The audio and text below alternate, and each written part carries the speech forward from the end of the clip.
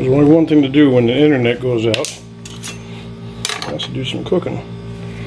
So I'm cooking up a pot of Hungarian sausage, and I bought all the Hungarian sausage I could find. I also bought some of these little breakfast sausages, which are pretty good. So I'm making Hungarian sausage and cabbage.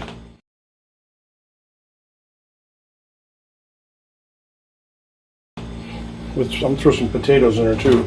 But the secret ingredient, it's not really a secret, but the key ingredient is caraway seed.